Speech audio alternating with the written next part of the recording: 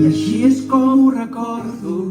Va ser un nen que estava perdut al desert i amb la seva manera d'entendre les coses de cop se'n va obrir un univers.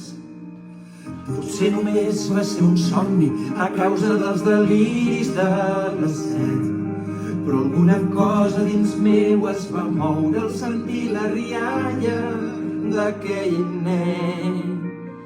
I allà vaig aprendre que tot depèn de mi i que tots tenim un petit príncep a dins, només cal voler-lo sentir.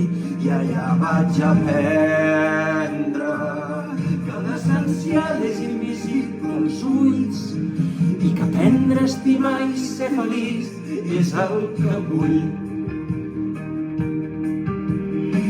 No sé si va ser real quan em parlava de roses i de baobabs o de guineus que eren amics increïbles quan es deixaven domesticar. No responia a les meves preguntes i em regalava un silenci inquietant i em vaig anar fixant en les coses petites que són en realitat les més importants.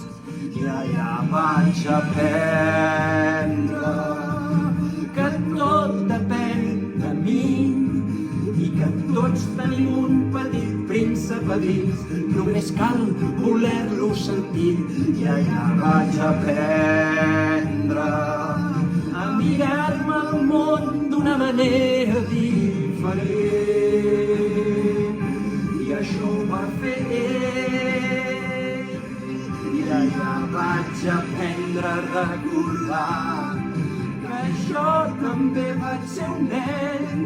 És el que ens passa a les persones grans, que sovint ens n'oblidem.